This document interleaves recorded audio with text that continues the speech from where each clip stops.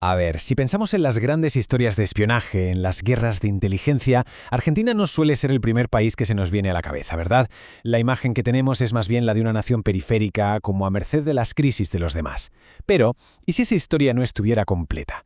¿Y si ahí en la sombra Argentina hubiera jugado un papel mucho, pero mucho más activo y decisivo de lo que nos imaginamos? Pues hoy vamos a meternos de lleno en esa historia oculta, basándonos en el material de Edward H. Whitmore. Y es que la idea de fondo, la clave de todo esto, es un desafío directo a la narrativa de siempre. No estamos hablando de una Argentina pasiva, no. Hablamos de un actor astuto, de un jugador y, a la vez, de un territorio en disputa. Esta idea no es solo un matiz, es que le da la vuelta por completo al tablero de juego. Mirad, aquí lo vemos clarísimo. Es el corazón del argumento. A la izquierda la visión de siempre, Argentina como una víctima pasiva. A la derecha la realidad que destapa este material, un operador activo, un país que participa de lleno en las guerras en la sombra. Esta tensión entre una imagen y la otra es justo lo que vamos a explorar y es fundamental para entender la verdadera historia. Entonces, ¿cómo se pasa de una visión a la otra? Bueno, pues el primer paso es romper con esa idea, con el mito de la pasividad. Esto que vamos a contar no es una historia de victimismo, para nada. Es una historia de poder y de acción, muchas veces desde las sombras, que ha ido moldeando el destino de la nación. Y ojo, que aquí llegamos a un punto clave. Las operaciones encubiertas en Argentina no son cosa del siglo XX, ni mucho menos. Están, por así decirlo, en el ADN de la nación desde que nació.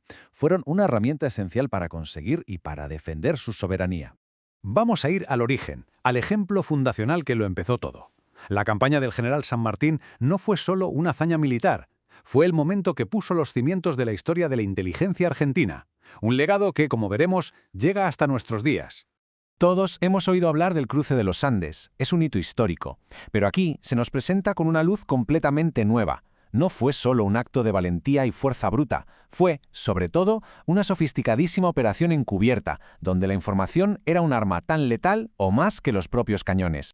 Es que la estrategia de San Martín fue literalmente de manual. Primero, reconocimiento encubierto. Había que saber dónde y cómo golpear. Segundo, un plan de engaño súper complejo para que el enemigo estuviera mirando para otro lado. Y tercero, y fundamental, secreto absoluto, para garantizar el factor sorpresa. Lo más increíble es que la victoria ya estaba prácticamente decidida antes de que sonara un solo disparo. Venga, damos un buen salto en el tiempo y nos plantamos en el turbulento siglo XX para ver cómo evoluciona todo esto. Aquí, el aparato de inteligencia argentino se encuentra con un doble desafío. Por un lado, conflictos internos y por otro, amenazas que vienen de fuera. La nación ya no es solo un jugador, también se ha convertido en el propio tablero donde se juega la partida.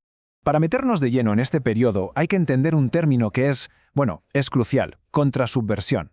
No estamos hablando simplemente de defenderse, sino de operaciones activas para neutralizar amenazas internas.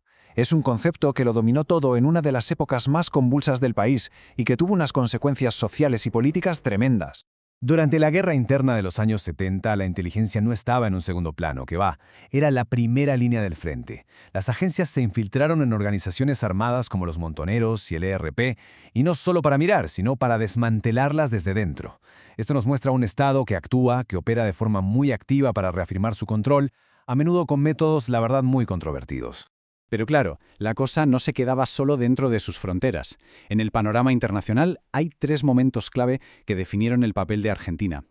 Cada uno de estos eventos es un capítulo intensísimo en su historia de inteligencia y la colocó como un actor a tener en cuenta en el tablero mundial. Fijaos en esto, la Operación Algeciras es un ejemplo perfecto de Argentina actuando como operador a nivel global. Fue un plan increíblemente audaz para llevar la guerra hasta Europa, atacando un punto logístico clave para los británicos en Gibraltar. Aunque al final no salió bien, el simple hecho de que se planeara ya demuestra esa voluntad de proyectar su poder encubierto muy lejos de casa. Pero claro, ser un jugador en el tablero mundial también tiene sus riesgos.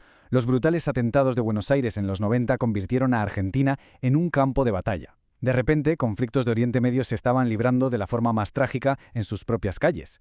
Esto demostró que el país no solo era un actor, sino que también era un objetivo en estas guerras en la sombra globales. Y uno podría pensar que con los atentados se acabó todo, pero nada más lejos de la realidad.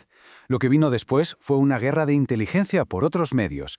La propia investigación, marcada por la presión de agencias de otros países y por el trágico caso del fiscal Alberto Nisman, se convirtió en otro campo de batalla. Un lugar donde la verdad era un arma más y la justicia un objetivo que parecía inalcanzable. Vale, Si juntamos todas estas piezas del puzzle, desde San Martín hasta el caso Nisman, lo que emerge es una visión completamente nueva de la historia argentina. Una historia que no solo se escribe en los libros de texto, sino también en los archivos clasificados. Y esto nos lleva a preguntarnos, ¿qué nos dice todo esto sobre la naturaleza del poder en realidad? Al final, la gran lección que sacamos de todo esto es una, y es muy potente. El poder real de una nación, su soberanía, no se defiende solo con ejércitos a la vista de todos y con diplomacia. Se construye, se protege y se forja en el mundo secreto de la inteligencia, donde la información es poder y el secreto es un escudo. Y esta es la realidad que, a menudo, no se ve. Es que, al final, la invitación no es solo a conocer fechas y nombres, es algo más profundo. Es un cambio de perspectiva sobre cómo se ejerce el poder y cómo se escribe la historia. Como dice el autor, se trata de ver a Argentina y quizá a otras naciones con unos ojos completamente nuevos. Y con esta idea nos despedimos. Pero os dejamos con una pregunta para darle vueltas. Porque si entendemos las guerras secretas de Argentina, quizá no solo entendamos mejor a ese país, sino también la naturaleza oculta del poder en todo el mundo. Y eso quizá nos ayude a ser ciudadanos un poco más conscientes y críticos.